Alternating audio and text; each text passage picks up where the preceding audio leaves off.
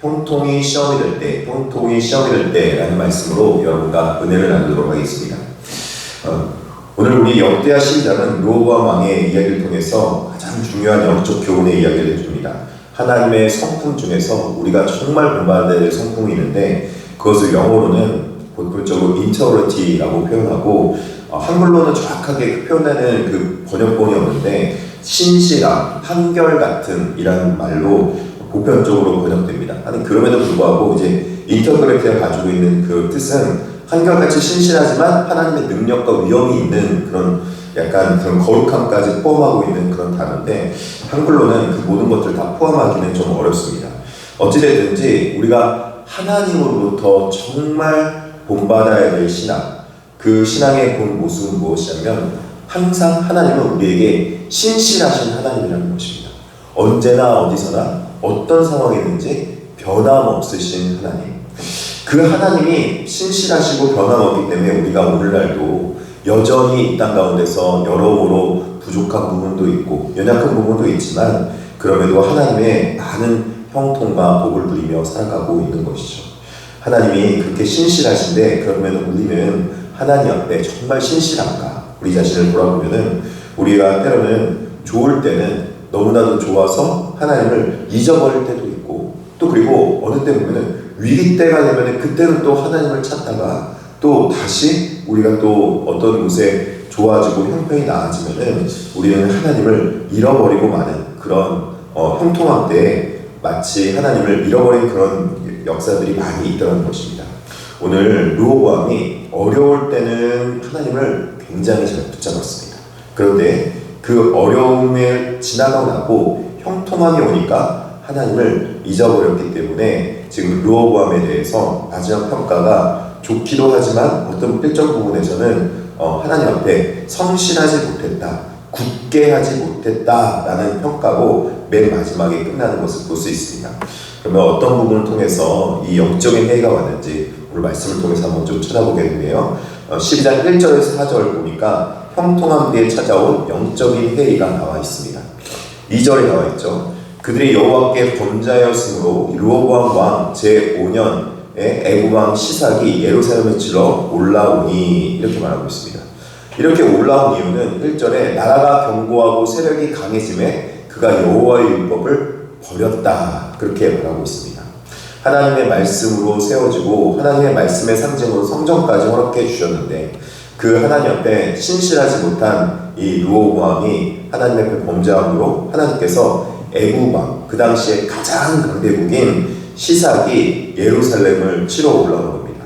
어떻게 보면은 하나님께 치러 올라오기보다는 하나님께 돌이키게 하기 위해서 지금 르호보암을 회개시키기 위한 하나의 위기 상황을 준 것이죠.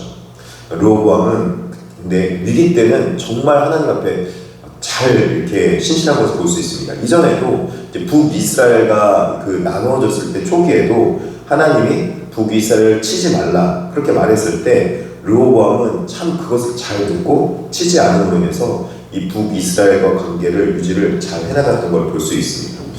근데 오늘 본문에서도 이제 위기 때는 르호보암이 참 하나님 말씀을 잘 들어요. 보니까 르호보암과 방백들에게 나와 이르되 여호와께서 이같이 말씀하시기를 너희가 나를 버렸으니 나도 너희를 버려 시삭 손에 넘겨놓으라 하느라 하신지라. 그러니까 왕이 어떻게 합니까? 스스로 겸비하여 6절에 이렇게 말하고 있습니다. 겸비했다.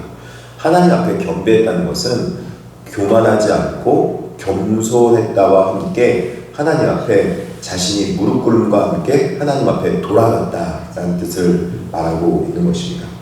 하나님은 우리가 겸비할 때 우리의 겸비하는 그 모습을 보십니다.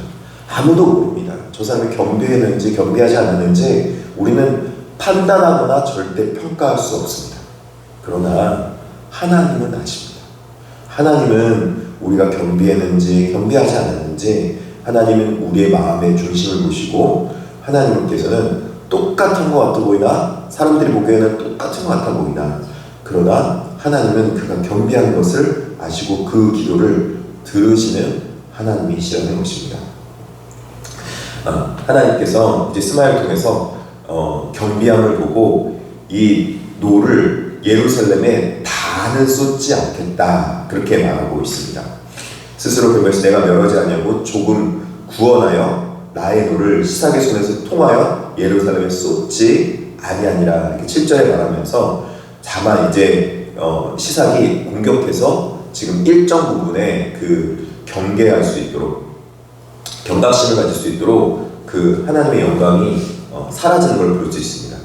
이 솔로몬이 가장 부국일 때는 여러 금방패와 은방패들이 많이 있었는데 이 궁전을 지킬 때도 금방패로 지켰던 것입니다.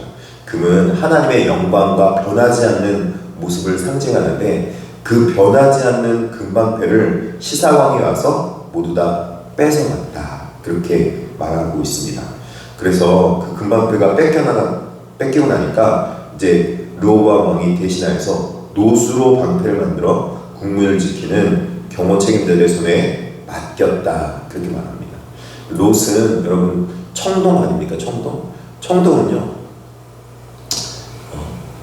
잘 모르겠어요. 저는 청동 방패가 어떤 방패인지 모르겠는데 중요한 거는 롯방패는 아마 이랬을 것 같아요. 우리 여기 종탑도 보면은 그 저기 약간 푸르스름하게 이렇게 되어 있잖아요. 원래는 아마 색깔이 저렇게는 푸르스름하지 않았던 걸로 알고 있는데 시간이 지나면 이제 조금 약간 변하긴 하지만 그래도 변함없이 그 아름다운 모습을 갖고 있는 게 노신 것 같은데 금보다는 못하지만 그래도 이 노스로 방패를 만들었다 그렇게 말하고 있습니다. 근데 그 놋방패도 그 참 안타까운 모습이 뭐냐면 놋방패도 다는 없어서 경호하는 자들이 그 방패를 들고 갔다가 그것을 가지고 교대하는 사람들이 또 못방패를 갖고 나간 건 아니라 경호실로 다시 들고 가. 그러니까 모자른 노실. 참 어떻게 보면은 안쓰럽죠. 솔로몬이 그 많은 영광과 많은 금으로 그 영광을 그렇게 많이 가지고 있었는데 그 모든 것들을 다 잃어버리고 그 모든 것들을 다 놓쳐버리는 거죠. 왜 그렇습니까? 언제나 변함없이 하나님의 신실하심을 붙들고 그 굳건하신 신실하심 앞에 겸비하며 살아가야 되는데 하나님의 신실하심만 붙드는 것이 아니라 이들은 하나님의 긍휼만을 붙잡고 그래서 위기 때는 붙잡았다가 위기가 딱 지나고 나면은 그것을 또 잃어버리는 그런 안타까운 모습이 있었다는 것이죠. 임시 방편적인 놋방패의 모습을 보여주고 있는 것입니다.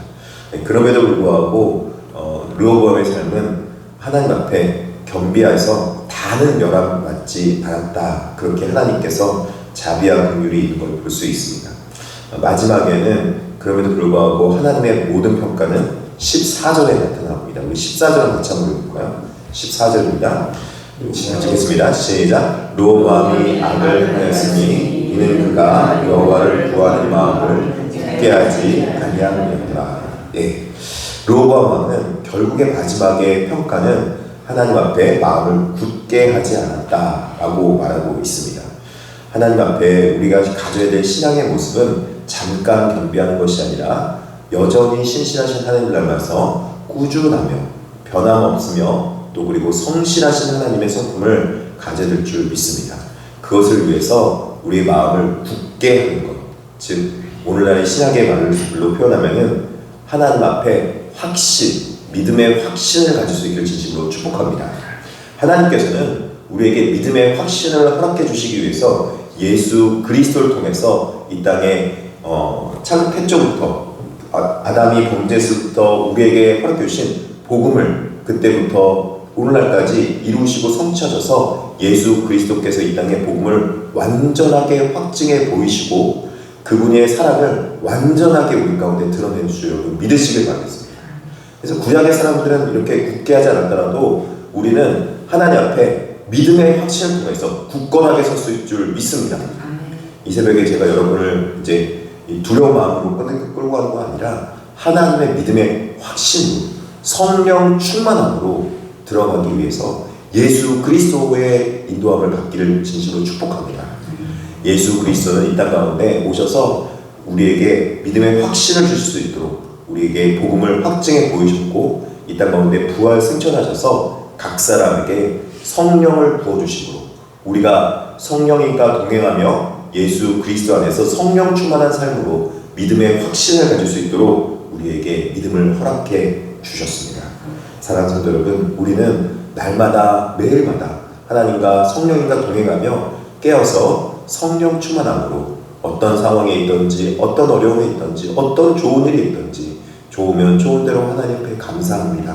또 때로는 힘들고 어려운 일이 있더라도 하나님 이것마저도 우리를 하나님 앞에 이끌어 주시니 감사합니다 라는 믿음으로 믿음의 성령 충만함을 가지며 살아갈 수 있기를 진심으로 축복합니다. 그런 자들에게 하나님께서는 언제나 형통함으로 임할 줄 믿습니다. 마음을 굳게 하십시오. 하나님 앞에 마음을 확고히 붙드시는 오늘 한 달 되기를 진심으로 축복합니다. 기도하시겠습니다.